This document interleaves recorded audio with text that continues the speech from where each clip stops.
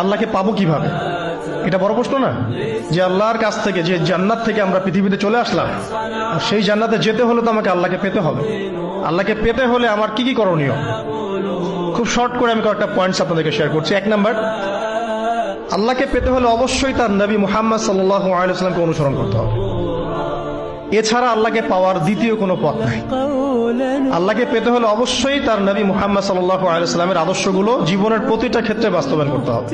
চলাফেরা, ওঠা বসা, খাওয়া দাওয়া, ইস্তেঞ্জা করা, মুআমালাত, ব্যবসা বাণিজ্য, অর্থনীতি, সমাজ, রাষ্ট্র, সব ক্ষেত্রে আপনাকে মুহাম্মদ সাল্লাল্লাহু আলাইহি ওয়াসাল্লামের তরিকা, আদর্শটাকে ফলো করতে হবে। তাহলে আপনি আল্লাহকে পাবেন ইনশাআল্লাহ। যে ব্যক্তি আল্লাহকে পেয়েছে সে দুনিয়াও পেয়েছে, আখিরাতও পেয়েছে। যে আল্লাহকে পায় নাই, দুনিয়াও বরবাদ, আখিরাতও বরবাদ। 1 নাম্বার তাহলে কি কাজ? আল্লাহ পাকের সর্বশেষ নবী মুহাম্মদ সাল্লাল্লাহু আলাইহি ওয়াসাল্লামকে অনুসরণ করা, তার আদর্শ মেনে চলা, 1 নাম্বার। 2 নাম্বার হচ্ছে 5 ওয়াক্ত নামাজ। আল্লাহকে পেতে হলে নামাজ লাগবে। নামাজ নাই, আল্লাহ নাই।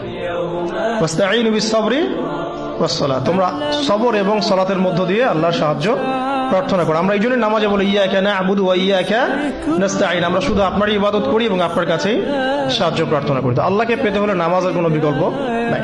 যে ব্যক্তি নামাজ পড়ে না, আল্লাহর সাথে তার কোনো সম্পর্ক নেই, নো কানেকশন। আপনি যে কোনো কিছু চাচ্ছেন, সেজদায় পড়ে আল্লাহর সামনে আত্মসমর্পণ করেই চাইতে হবে।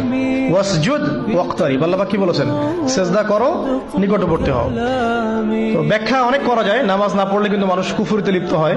যে ব্যক্তি মান তারাকা সালাতান মুতাআম্মিদান ফাকাদ কাফারা, যে ব্যক্তি সালাতকে অস্বীকার করে, ফরজ নামাজকে অস্বীকার করে, সে ব্যক্তি কিন্তু কুফরিতে চলে যায়।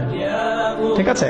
তারপরে বাইনা রাজুলি ওয়া বাইনা শিরকি ওয়াল কুফরি তারকুস সালাহ, একজন মুমিন বান্দা এবং অমুসলিমদের মধ্যে পার্থক্যই নামাজ।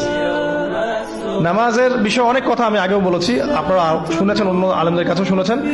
এক বাক্যে নামাজ না পড়লে ইসলামের রশিটা কেটে যাবে। মুআয বিন জাবালকে নবী সাল্লাল্লাহু আলাইহি ওয়াসাল্লাম বলেছেন যে যদি মান তারাকা সালাতান মুতাআম্মিদান, কেউ যদি সালাতকে ইচ্ছা করে ছেড়ে দেয়, ফাকাদ বারিআত মিন জিম্মাতিল্লাহ, সে ব্যক্তি আল্লাহর জিম্মাদারি থেকে মুক্ত হয়ে যাবে। তার উপর আল্লাহর কোনো জিম্মাদারি নাই, আল্লাহর নিরাপত্তা, জিম্মাদারি থেকে সে মুক্ত। তো 5 ওয়াক্ত নামাজ আল্লাহ পাক আমাদের সবাইকে জামাতের সাথে পড়ার তৌফিক দান করুন। এর পাশাপাশি নফল নামাজ বাড়িয়ে দেওয়ার তৌফিক দান করুন, এবং স্পেশালি তাহাজ্জুদের নামাজ যদি পারেন 2 রাকাত হলেও নিয়মিত তাহাজ্জুদের নামাজ পড়ার তৌফিক আল্লাহ পাক আমাদেরকে দান করুন। আর নামাজের বাহ্যিকতা নিয়ে এত বেশি ঝগড়ায় যাবেন না।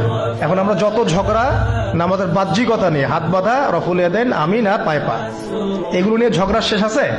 নাই। ইসলামের বিরোধী শক্তিরা হাত ভেঙে ফেলার পায়তারা করে ফেলেছে অলরেডি। হাতই না থাকলে আপনি বাঁধবেন কোথায়?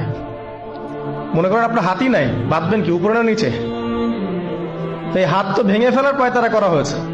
এখন আপনি পড়ে আছেন বাঁধার কোন জায়গায় বাঁধবেন সেটা নিয়ে, অথচ পুরো বৈশ্বিক চক্রান্ত মুসলিমদের বিরুদ্ধে হাতটাই ভেঙে ফেলে দিবে। তুই বাঁধবি কোথায় হাত? তারপর দেখবো। এটা আমরা বুঝতে পারি না। এটা বোঝার জন্য যে জ্ঞান, ইলম, নূর দরকার, তা তো নাই আমাদের মধ্যে। এই জন্য আপোষের ঝগড়া নিয়ে পড়ে আছি। যে ছোটখাটো যে ইখতিলাফি মাসআলাগুলো চলে আসছে দীর্ঘদিন থেকে, এগুলোর কোনো সমাধানে আসতে পারবে না কিন্তু কেউ। পক্ষে বিপক্ষে কথা চলতেই থাকবে কিয়ামত পর্যন্ত, ওইগুলো নিয়ে আমরা ব্যস্ত আছি। তো আমি রিকোয়েস্ট করবো নামাজের আধ্যাত্মিকত্বের দিকে ফোকাস করেন। নামাজের আধ্যাত্মিকত্ব কি? আপনি আল্লাহর সামনে দাঁড়িয়েছেন, দুনিয়ার সাথে এখন আপনার কোনো সম্পর্ক নাই, আপনি এবং আল্লাহ, মাঝখানে কিছু নাই।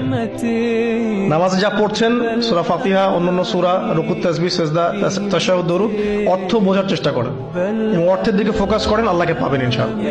সিজদায়, রুকুতে যখন যাচ্ছেন, আপনি চিন্তা করেন যে আপনি মহাবিশ্বের মহা শক্তিধর আল্লাহ রাব্বুল আলামিনের সামনে মাথা নত করেছেন। আপনি চিন্তা করেন যে আল্লাহ আপনাকে দেখছেন। এখন যখনই মানুষ নামাজে দাঁড়ায়, আল্লাহ পাক তার দিকে দৃষ্টি নিবদ্ধ করে, এবং যখন মানুষ এদিক ওদিক তাকানো শুরু করে নামাজে, আল্লাহ পাক মুখ ঘুরিয়ে নেন। হ্যাঁ, নামাজে ওই যে আমরা যে ডিজিটাল নামাজ পড়ি না, এখন ডিজিটাল মানে 4 রাকাত নামাজ 4 মিনিটে শেষ। এক রুকু করলে সেজদা পাওয়া যায় না, সেজদা তাসবিহ পড়লে আবার এদিকে দেখা যায় যে দ্বিতীয় সেজদায় চলে গেছে অলরেডি ওঠার আগে। অনেক ক্ষেত্রে ইমাম সাহেবরাও খুব দ্রুত নামাজ পড়ান, অনেক দ্রুত পড়ান। এত দ্রুত নামাজ পড়াবেন কেন? নামাজ জামাতে পড়লে সংক্ষিপ্ত করতে বলা হয়েছে, কিন্তু এত দ্রুত তো পড়তে বলা হয়নি। এখনো দেখবেন মক্কা মদিনায় গিয়ে নামাজ দেখবেন, মাশাআল্লাহ, নামাজটা তাদের মাশাআল্লাহ, এটার প্রশংসা না করলে হকাতা হবে না। নামাজটা অসাধারণ, ধীর স্থির হবে। ফজরের নামাজ 20 মিনিট, 15 মিনিট, 20 মিনিট পড়াচ্ছে নামাজ, রিল্যাক্স। নামাজে দাঁড়ালে চমৎকার তেলাওয়াত হচ্ছে, আপনি ভুলে যাচ্ছেন নিজেকে। তেলাওয়াত হবে চমৎকার, এবং সবচেয়ে ভালো যদি তেলাওয়াত করতে পারেন তাকে নামাজে দিতে হবে। রিল্যাক্সে নামাজ পড়বে। ক্ষেত্র বিশেষে আপনি শর্ট করতে পারেন, কিন্তু সব সময় কেন আমরা 4 রাকাত নামাজ 3 মিনিটে শেষ করে দিব? مثل السحاب আবার নামাজের পর দোয়াটা হবে লম্বা, অথচ নামাজটাই ছিল দোয়া, بورك নামাজটাই কিন্তু দোয়া। এখন সেজদায় আমরা যদি কান্নাকাটি করতে না শিখি, আল্লাহর সামনে আমি মাথা নত করেছি, এখানে নিজের মনের যত আবেগ আকুতি দোয়া এগুলো আল্লাহর সামনে ঢেলে না দিতে পারি, এই দোয়া কালাম না শিখি, তাহলে তো নামাজের আধ্যাত্মিকতা অর্জন হলো না। সাহাবীরা কেমন করে নামাজ পড়তেন যে নামাজ পড়ার পরেও তাদের গা থেকে তীর বের করা যায়? কিভাবে তারা নামাজ পড়তেন? তাহলে নবী সাল্লাল্লাহু আলাইহি ওয়াসাল্লাম কিভাবে নামাজ পড়তেন যে নামাজ পড়ার ফলে তার পা মোবারক ফুলে যাইত? 1 রাকাতে তিনি 4 পারা কোরআন তেলাওয়াত করতে পারলেন কিভাবে?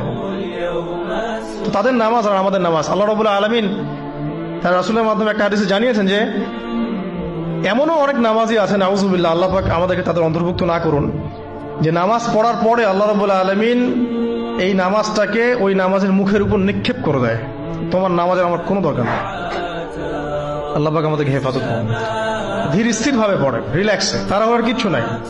ওমা খালাকতুল জিন্না ওয়াল ইনসা ইল্লা লিয়াবুদুন, শুধুমাত্র আল্লাহর ইবাদত করার জন্যই তো পৃথিবীতে এসেছি। হোক না দোকানটা 5টা মিনিট পরে খুললে কি হবে? হ্যাঁ, জমিতে যান, জমিতে আধা ঘন্টা পরে গেলে কি হবে? যে আল্লাহ পাক আপনাকে বাঁচিয়ে রাখতে পারেন, সে আল্লাহ পাক আল্লাহর পথে সময় দিলে আপনাকে অফুরন্ত রিজিকও তো দিতে পারেন, منا পারেন না? আপনি আল্লাহর হয়ে যান, বাকি সব আল্লাহ আপনার দায়িত্ব নিয়ে নিবেন ইনশাআল্লাহ। أنتم আপনি নিজে আল্লাহর হয়ে যান, আপনার সবকিছু দায়িত্ব কে নিয়ে নিবে? আল্লাহ নিয়ে নিবে। তো আল্লাহ পাক আমাদেরকে ধীর স্থির ভাবে আধ্যাত্মিকত্ব অর্জন করে নামাজ পড়ার তৌফিক দান করুন, আমিন। তো দেখুন, আল্লাহকে পাওয়ার সবচেয়ে সেরা মাধ্যম কি? নামাজ। তার আগে বলেছি নবী সাল্লাল্লাহু আলাইহি ওয়াসাল্লামের অনুসরণ। আল্লাহকে পাওয়ার তৃতীয় একটা মাধ্যম বলে দিই আমি, সওম বা রোজা রাখা। অল্প সময় গুটিয়ে নিচ্ছি, সওম বা রোজা রাখা। রোজা কেন আল্লাহকে পাওয়ার মাধ্যম জানেন? কারণ রোজা রাখা অবস্থায় আমরা কিন্তু গোপনে পানাহার করি না, করি? আমরা রোজা রেখেছি, গোপনে কিন্তু পানি খেতে পারি, কেউ দেখবে না। গোসল করছেন, আপনি পানি খেতে পারেন, কেউ দেখবে?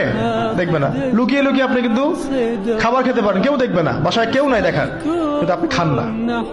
আপনি সবর করেন, সহ্য করেন, একদম সূর্যাস্তের সময় গিয়ে আপনি ইফতার করেন। এই যে কাজটা আপনি কেন করেন? কারণ আপনি ফিল করেন যে আল্লাহ আপনাকে দেখছেন। في قلبي কেউ আপনাকে দেখুক না দেখুক, আল্লাহ আপনাকে দেখছেন। এটাই হচ্ছে ইহসান, এটাই হচ্ছে আল্লাহ পাকের মারিফতকে উপলব্ধি করা। আল্লাহ রাসূল সাল্লাল্লাহু আলাইহি ওয়াসাল্লাম বলেছেন, ইহসান হচ্ছে আন তা'বুদাল্লাহা কাআন্নাকা তারা, তুমি এমন ভাবে আল্লাহর ইবাদত করবে যেন তুমি আল্লাহকে দেখছো। ওয়া ইল্লাম তাকুন তারাহু ফাইন্নাহু ইয়ারাক, তুমি আল্লাহকে দেখতে না পারলেও বিশ্বাস করবে আল্লাহ তোমাকে দেখছেন। এটা রোজা রাখলে উপলব্ধি হয় না যে আল্লাহ আমাকে দেখছেন? এটা হচ্ছে আল্লাহকে পাওয়ার মাধ্যম। এই জন্য রমাজানের রোজা অবশ্যই রাখবো ইনশাআল্লাহ। পাশাপাশি এই যে সোমবার, বৃহস্পতিবার বা এই যে মাসের 3 দিন আইয়ামে বীজের সওম আছে, 13, 14, 15, আরাফার সওম, আশুরার সওম বা নফল সওম, এগুলো রাখার অভ্যাস করলে আল্লাহকে পাওয়া যাবে ইনশাআল্লাহ তাআলা। আল্লাহ পাক আমাদেরকে বেশি বেশি সওম রাখার তৌফিক দান করুন, এবং আমাকে আপনাদের সবাইকে বিগত জীবনে আমরা যারা বিভিন্ন সময় সওম রাখি নাই বা রাখতে পারি নাই, বা বিভিন্ন সালাত পড়ি নাই, পড়তে পারি নাই, এগুলোকে হিসাব করে আদায় করার তৌফিক আল্লাহ পাক দান করুন, আমিন। 4 নম্বর একটা মাধ্যম বলে দিই আল্লাহকে পাওয়ার, সেটা হলো তিলাওয়াতে কোরআন। কোরআন তেলাওয়াত যে যত বেশি করবে, অর্থ উপলব্ধি করে পড়বে, সে আল্লাহ পাককে চাক্ষুষ পাবে ইনশাআল্লাহ। মানে আল্লাহ রাব্বুল আলামিন একটা চিঠি দিয়েছেন, মনে করেন আপনাকে, আপনার একজন কথা এক্সাম্পল দিচ্ছি, যে আপনার কোন একজন বন্ধু আছে অনেক দূরের কোনো দেশে, তা আপনি তাকে দেখেনও নাই, আপনি তাকে চিনেনও, মানে আপনি তার চেহারা দেখেন